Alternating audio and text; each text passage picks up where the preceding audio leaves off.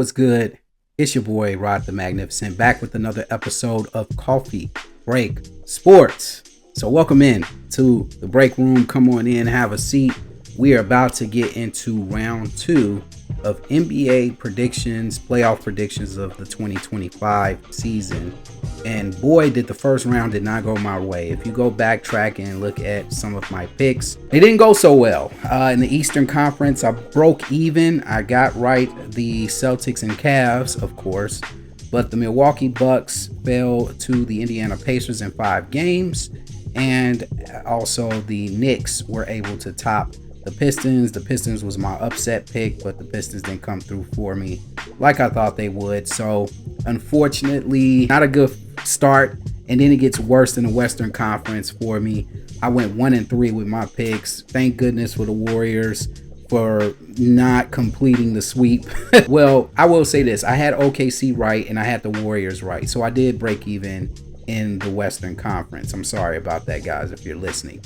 The only series I got wrong was I had the Clippers over the Nuggets. And then, last but not least, I had the Lakers, wrongfully so, over the Minnesota Timberwolves. But I did not have the Lakers over the Timberwolves in 5. Now, I have more to say about that series. If you want to know more, I have a rant on my Patreon about the Lakers, period. About the Lakers, the LeBron James argument, all of that stuff. It's down in the description box below. So sign up to my Patreon so you can get that exclusive Patreon only episode of my thoughts on LeBron James, the Lakers, their future, and all of this stuff. Me addressing a lot of things like old heads holding on to nostalgia, all of this other stuff. I'm about to touch on all of that in that episode, so check it out. But you're only here for one thing and one thing only. Let's try to do better in the second round with my picks. And it's all shaped up. We got the Western Conference, a battle between the OKC Thunder going up against the Nuggets. We got the Timberwolves going up against the Warriors. And then on the other side, the Eastern Conference, we got the Cavs going up against the Pacers. And then the Knicks going up against the Celtics. So let's first get into the Eastern Conference, my predictions there. And let's start off with the Indiana Pacers and the Cavs. As of this recording, this series has already started. And I know you're thinking in the comment section, Rodney, that's unfair. You're supposed to make a prediction before the series starts. Well, before the series started, even after the series has begun, I'm still going Cavs. But this time I'm going Cavs in 7. I originally was going to go Cavs in 6. But man, the Pacers are putting up a fight. They put up a valiant fight in game 1. They were taking haymakers from the Cavaliers in that game yesterday. And the Pacers responded to all of them and was able to dominate with a 121-112 victory. Now, granted, the Cavaliers are without their starting point guard, Darius Garland. I'm telling you, if he's not back for this series, I would not be surprised if the Indiana Pacers pull off the upset and win this in 6. And so my message to the Cleveland Cavaliers, you guys are going to have to either figure it out without Darius Garland, or you guys are going to be in trouble, because we don't know how long Darius Garland is going to be out in this series. I think he tried to make an attempt to play in game 1. I guess the Cavs didn't want to take a chance. And so I'm assuming, as of this recording, he's going to play in game 2. All right. And so if he does decide to play, I think that the Cavaliers can win this one. But I think it's going 7. I'm looking at this Pacers team. They have no fear. Siakam has playoff experience. Miles Turner has playoff experience. Tyrese Halliburton is starting to make a name for himself. Unfortunately, it was unfortunate what happened with his dad in the previous round. And I'm not going to get into that. There's plenty of podcast episodes from other content creators who have touched on this. And so I'm not going to waste my time and touch on it. We all know the dad was wrong. Let's move on. But yeah, the Pacers, they came with it. They came with it. And so the Cavs are going to have to figure out something, or else they're going to find themselves being upset in the first round. Up next, we got the Boston Celtics going up against the New York Knicks for the second time in the row. And the Knicks fell to the eventual champion, the Knicks showed me something that last series. I was not confident in them going into that series against the Detroit Pistons. I did pick the Pistons to beat the Knicks in that series, but man, Jalen Brunson is him. Okay? Jalen Brunson is him. Are you listening? Jalen Brunson is him. He can play through injuries. The man is just, he won Clutch Player of the Year for a reason. I mean, he did that crossover and shot that dagger against the Pistons to put them out. It was epic. And now he's going to have to do it again against this Celtics team that seems to have been coasting most of the year. And I've been telling people that everybody was kind of falling into the trap of, oh, I don't believe in the Celtics, and oh, they're losing games they shouldn't be losing, and all this other stuff. And I've been sitting there and I'm like, I don't know. I feel like the Celtics are kind of just coasting right now. I don't think they're putting all of their energy into the regular season. And even in that first round series against Orlando made it interesting, but not interesting enough to convince me that Orlando was going to win the series. And so the Celtics just have so many weapons. There's nobody on the injury report. Drew Holiday is cleared to play in this series. And they got so many bodies they can throw at Jalen Brunson and make things difficult for him. And they have the perimeter scorers that can create their own shot. My main concern, if I'm a New York Knicks fan, is Karl-Anthony Towns' foul trouble. This is Karl-Anthony Towns' 6 fouls written all over it. 6 fouls every game written all over it. Because this Boston team has all types of reasons for you to reach so they can teach. All right. So I just don't believe in the New York Knicks winning this series. I didn't believe in them winning the Pistons series. They won it. Okay. Now it's time for New York to prove to me that they can beat the Celtics. And as of this recording, I don't think the Knicks can beat the Celtics. So I'm going Celtics in 5 games. All right. I don't even think this thing is going a distance like the other series. I think the Celtics win this series in 5. I just think the Celtics are just too stacked. They have too stacked of a roster for the Knicks. Knicks are top heavy at starting lineup, but they leave a lot to desire with the bench. I think Bronson's good enough to get them at least 2, but I just think it's going to be over in 5. I think the Celtics are just too good. I think they got the Knicks number, and I think they're going to move on to the Eastern Conference Finals.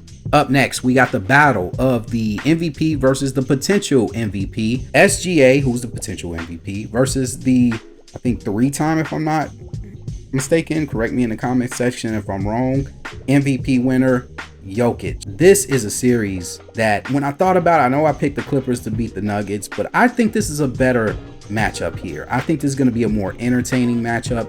And I know it's going to be one of those, undercard matchups in a lot of casual fans' eyes.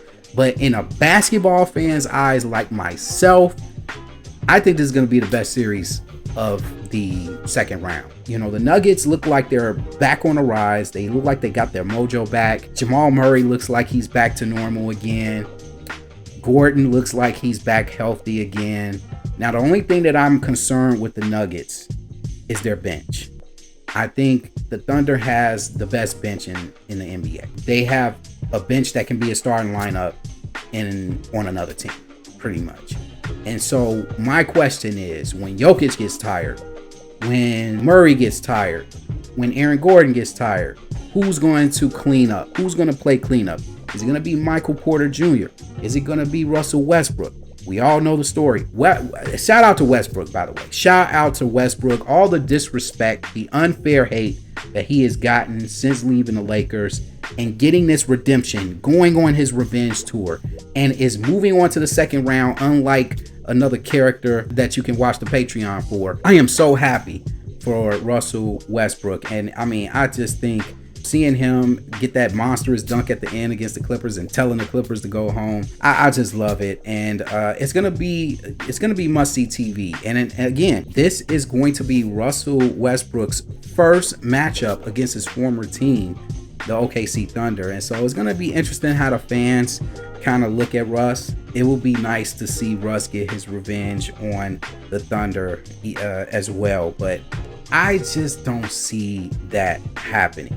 I think the Thunder match up well with the Nuggets. They have Chet Holmgren, another big who's versatile, who can run up and down the floor. You know, you got Jalen Williams, you know, who's just a slash monster. He can shoot from the outside. Lou Dort, and then none other than SGA. I mean, who just finds the most creative ways to score the basketball. I just really love watching SGA.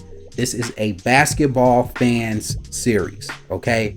So basketball fans, enjoy it. You're gonna love it. Casual fans, get to know it. I think you won't regret it. But I got the OKC Thunder in 7.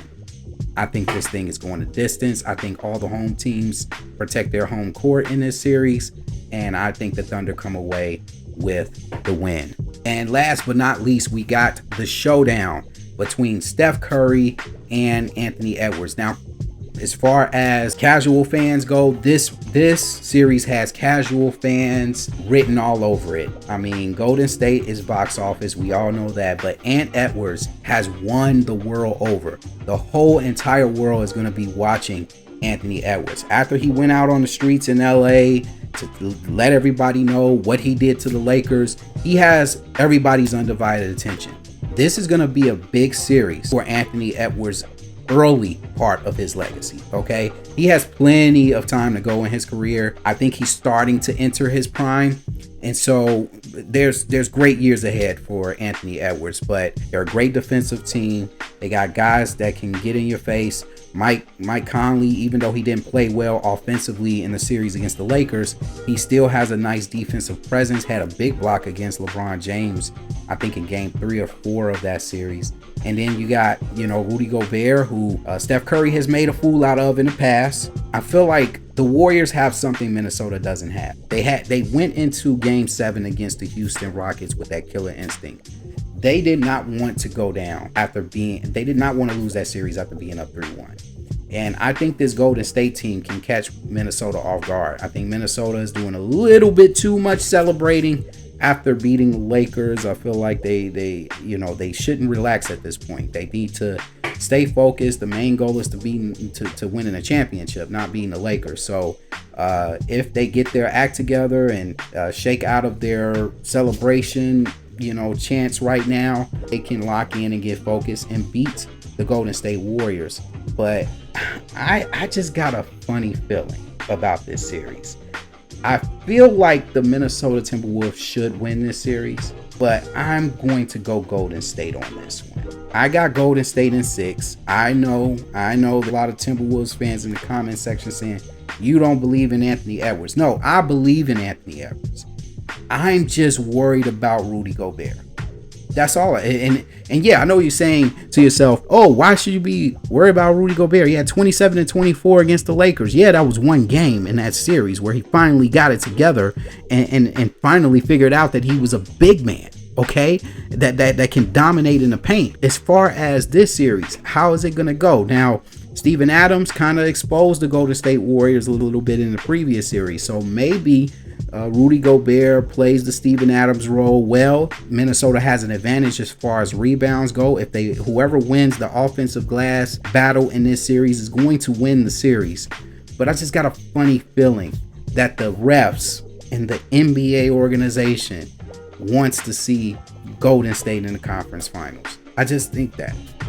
And do I think that's fair? I don't think so. I would love to see, me personally, Ant-Man go up for a rematch against Jokic in the conference finals, or Ant-Man against SGA. I mean, either way, both are great matchups, but I just think Golden State wins this one in 6. But I will say this: if this series goes 7, I think Minnesota wins the series in 7. But right now, I got the Warriors in 6. Those are my picks, and I'm sticking to it. With that being said, I am your sports barista, Rod the Magnificent. When it comes to coffee, when it comes to sports, stay grounded for life. I'll see you guys on the next episode of Coffee Break Sports. I'll be back for the Western Conference Finals. And again, don't forget to check out the link below to tap into my Patreon episode exclusively dedicated to the Lakers Minnesota first round series. With that being said, I am out. Peace.